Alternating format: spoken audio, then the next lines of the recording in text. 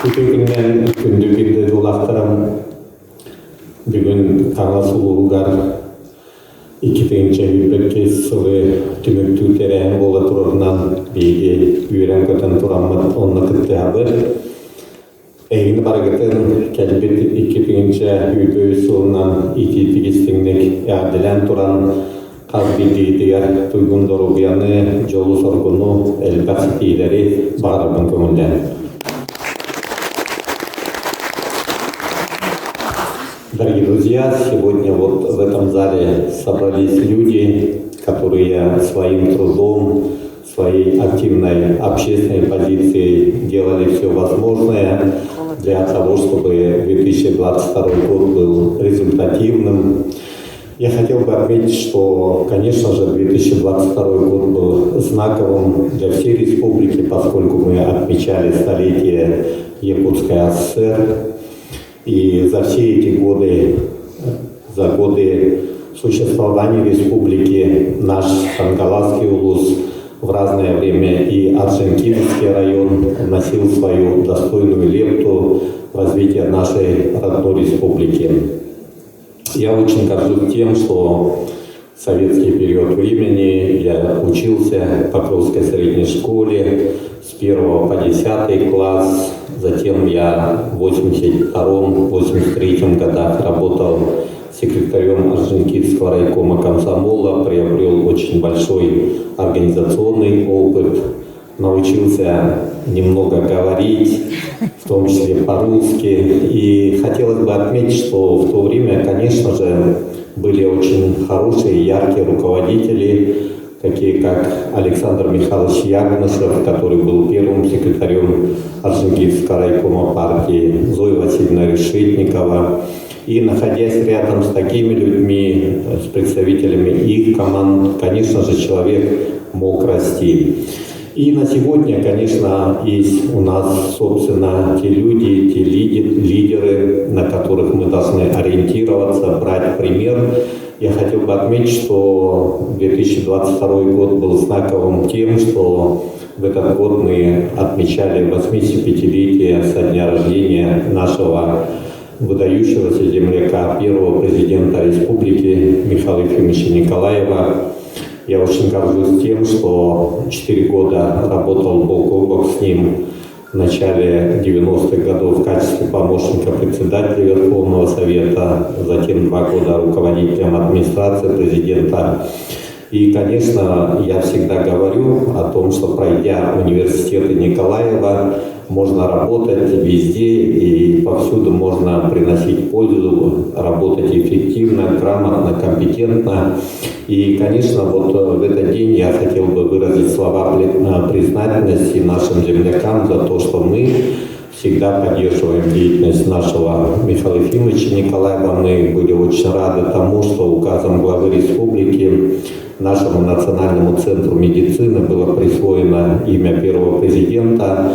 Сейчас вот с Станиславом Николаевичем Жирковым мы формируем особый план для реализации этого действия. Ведь присвоение имени это не означает, что изменили вывеску, там должна быть определенная содержательная часть. Ну и, конечно же, какие-то новые инновационные подходы в развитии медицины, и они уже начались. Также решением главы республики 13 ноября ежегодно будет проходить День инноваций, поскольку Михаил Ефимович Николаев – это человек, который подходит ко всему с точки зрения инноваций, с точки зрения такого свежего взгляда на любую проблему. Мы очень гордимся тем, что он стоял у истоков Второй Республики, и благодаря ему была принята Декларация о государственном суверенитете, была принята новая Конституция Республики, по которой мы живем. Он был инициатором заключения федеративного договора от 31 марта 1992 года, подписания соглашений с федеральным правительством. Ну и, конечно же, вот такие особые подходы, как учреждение Дня матери, объявление Года молодежи, Года детского спорта или учреждение первых международных детских спортивных игр «Дети Азии», которые были посвящены столетию современного олимпийского движения. то, что национальный праздник ИСЭФ стал государственным праздником, и благодаря этому, конечно же, развивался язык, традиционная культура. Я очень горжусь тем, что в течение 30 лет возглавляю Ассоциацию национальных видов спорта игр народов Якутии «Сахада спорт». Пользуясь случаем, хотел бы поздравить Нестерова Вячеслава тем, что он стал лауреатом Ассоциации «Сахада спорт» как лучший меценат. Давайте его поздравим. Благодарю Костель Юргунула, стал лучшим судьей. И он был судьей чемпионата мира, мы его тоже поздравляем. Будучи главой муниципального образования, он находит время для того, чтобы посвящать себя и спорту. Это очень важно, пропагандировать здоровый образ жизни. Валерия Улисова стала лучшей спортсменкой года по якутским прыжкам. Она родом из Качкатцев, тоже наша землячка, давайте ее тоже поздравим. Я хотел бы отметить, что в прошлом году мы провели 4-й уже съезд юристов Республики Саха-Якутия.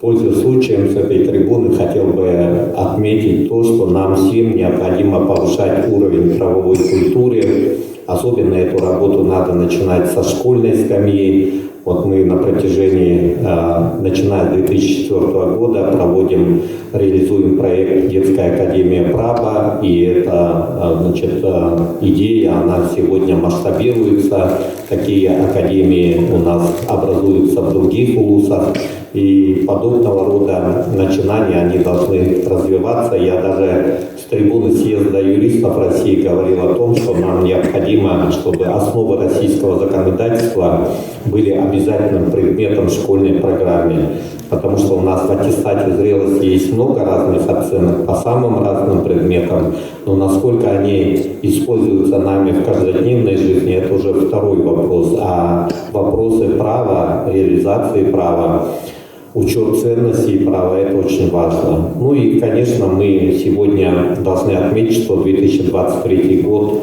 объявлен годом труда. Все это говорит о том, что нам необходимо всем, каждому на своем рабочем месте эффективно трудиться.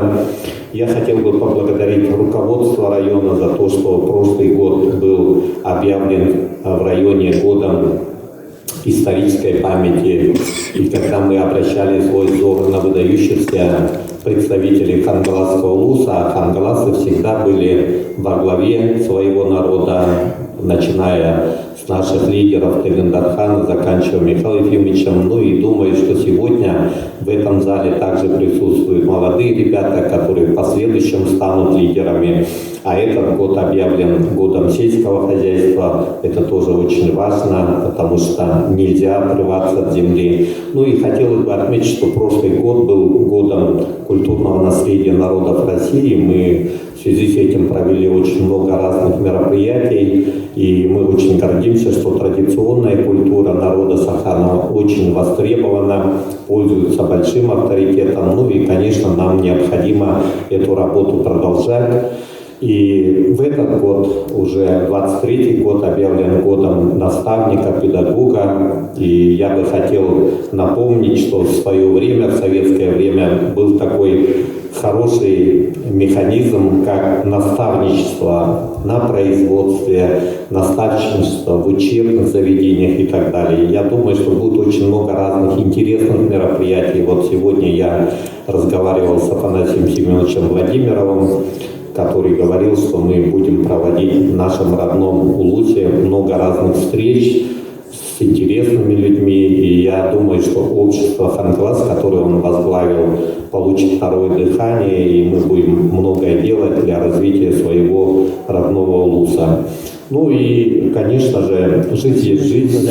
Она приносит нам не только радости, она, дает нам определенные возможности проверить себя, или у нас есть потери. Я хотел бы отметить, что, к сожалению, мы в прошлом году потеряли Анатолия Анатольевича Добрянцева, прекрасного человека, руководителя, который был главой Хангаласского улуса в течение 2 сроков.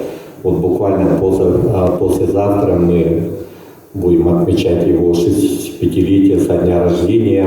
И я хотел бы отметить, что Анатолий Анатольевич был бесконечно предан своему родному Лусу, всегда интересовался, как идут дела. Ну и то ямщикское движение, которое он организовал, это очень крепкое движение, когда люди знают свои корни, гордятся своей историей. Поэтому я бы попросил тех, кто знает Анатолия Анатольевича, уважает, минутой молчания почтить его память. Пожалуйста.